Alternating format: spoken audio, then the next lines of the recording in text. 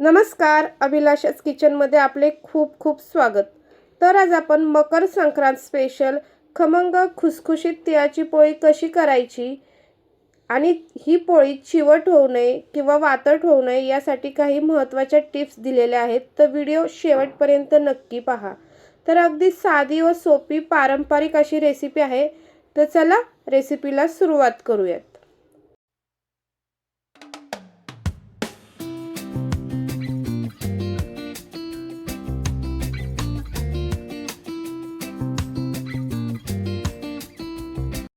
तर तिळाची पोळी करण्यासाठी साहित्य काय काय घेतले ते आधी पाहूयात। तर इथे सारण करण्यासाठी 1.5 वाटी पांढरे तीळ, 1.5 वाटी चिरलेला गूळ, 1 वाटी शेंगदाणे भाजून साल काढून घेतले आहेत, अर्धी वाटी बेसन पीठ, 1 चमचा वेलची पूड आणि 1 जायफळ।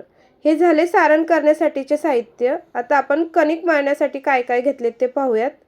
तर इथे मी ह्या कपाने 2 कप गव्हाचे पीठ घेतलेले आहे, अर्धी वाटी बेसन पीठ, 4 ते 5 चमचे तेलाची मोहन आणि चवीपुरते मीठ। सर्वप्रथम आपण कणिक मळून घेणार आहोत। तर इथे मी 2 कप गव्हाचे पीठ घेतलेले आहे, अर्धी वाटी बेसन पीठ घेतले आहे।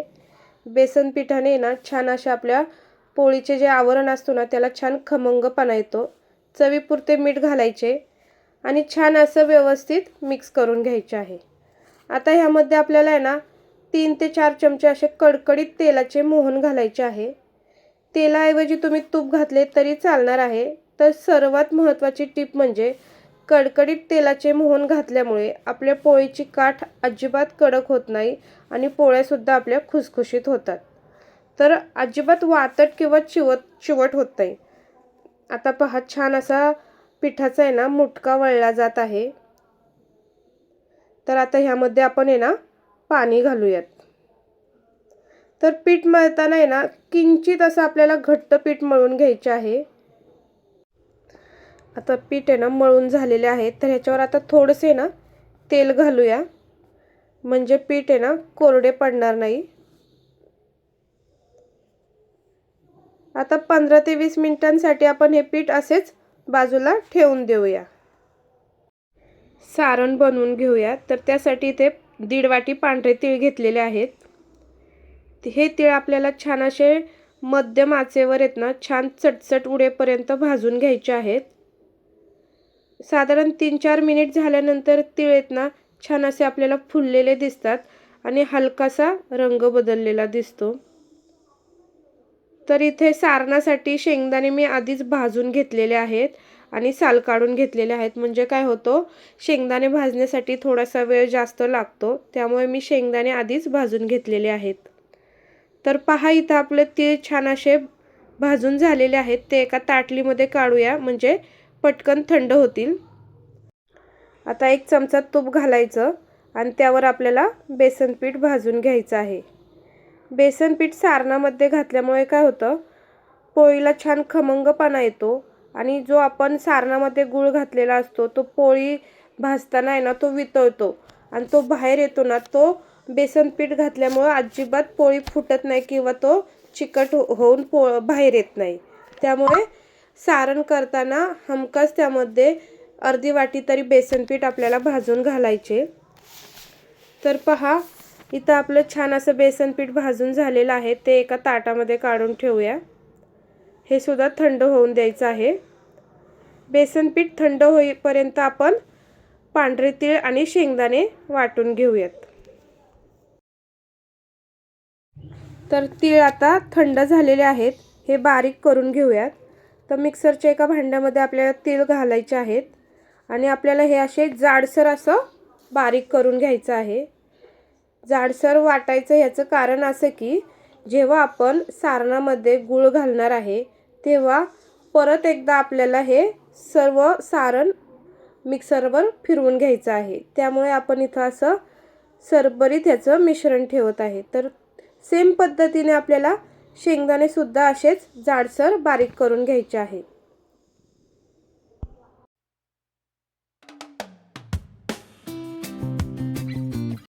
आता ह्यामध्ये घालूया आपण 1 चमचा वेलची पूड, अर्ध जायफळ घालायचं आहे किसून, भाजलेलं बेसन पीठ, बारीक चिरलेला गूळ. आता हे सर्व व्यवस्थित आपल्याला मिक्स करून घ्यायचं आहे आणि परत आपल्याला हे थोडं थोडं करून आहे ना मिक्सरच्या भांड्यात घालून 1 ते 2 सेकंदासाठी फिरवून घ्यायचे आहे.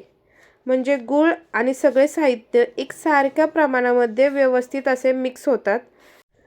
तर पहा किती छान असं एकसारखं आपलं व्यवस्थित असं इथं हे मिक्स झालेलं आहे गूळ.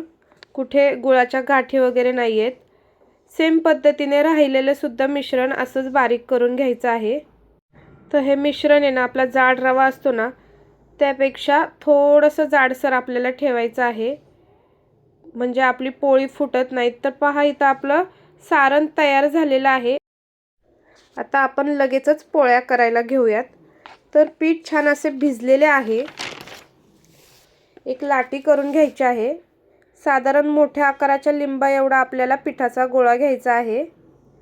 तर इथं मी पोळी लाटण्यासाठी तांदळाची पिठी वापरत आहे. त्यामुळे काय होते तर पोळी आहे ना ती सरसर अशी पोळपाटावर फिरते आणि पोळ्या करण्यासाठी आपल्याला सोपे जाते. तर इथे मी हाताला तांदळाचे पीठ लावून पिठाची अशी वाटी करून घेत आहे आणि त्यामध्ये आपल्याला आता सारण घालायचे आहे. भरपूर असे आपल्याला सारण घालून घ्यायचे आणि हलक्या हाताने दाब देऊन अलगदपणे आपल्याला हे कडा बंद करून घ्यायचे आहेत. जसं आपण मोदक करण्यासाठी करतो ना सेम पद्धतीने किंवा पुरणपोळी करतो त्या पद्धतीने आपल्याला ह्याच्या व्यवस्थित सगळ्या बाजूने कडा बंद करून घ्यायचे आहेत.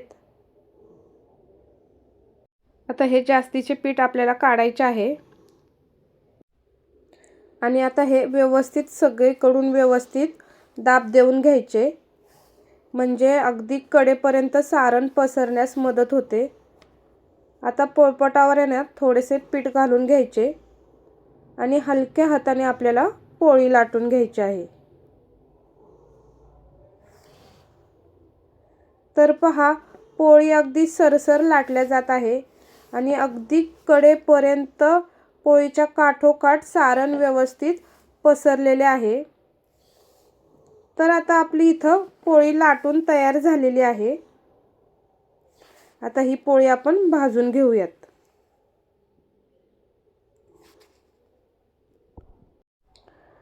तर पोळी कायम आहे ना आपल्याला मध्यम आचेवर भाजायची आहे. मोठ्या आचेवर भाजायची नाहीये, कारण गूळ असल्यामुळे पटकन पोळीचा रंग बदलतो. आणि हो, ही पोळी भाजताना कधीच हाताने भाजायची नाही, कारण ह्याच्यामध्ये गूळ असतो त्यामुळे तो खूप जोरात आपल्या हाताला चटका बसतो. त्यामुळे उलथाण्यानेच ही पोळी आपल्याला उलटसुलट भाजून घ्यायची आहे. तर पहा इथं आपली पोळी तयार झालेली आहे.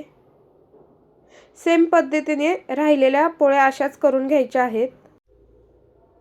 तर ह्या पोळ्या गरम असताना आहे ना जाळीवर काढायच्या आहेत आणि थंड होईपर्यंत पसरवून ठेवायच्या आहेत, म्हणजे त्या छान अशा खुसखुशीत होतात. तर ह्या पोळ्या आहेत ना आरामात 8 ते 15 दिवस टिकतात. तर ही पोळी तुम्ही आहे ना तुपासोबत खाऊ शकता किंवा प्रवासात नेऊ शकता. अजिबात खराब होत नाही किंवा वास येत नाही. तर इथं आपल्या 15 पोळ्या तयार झालेल्या आहेत आणि एवढे सारण शिल्लक आहे.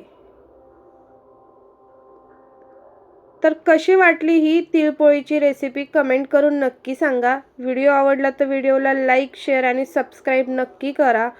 पुन्हा भेटू अशाच एका छान छान रेसिपीमध्ये. तोपर्यंत बाय बाय.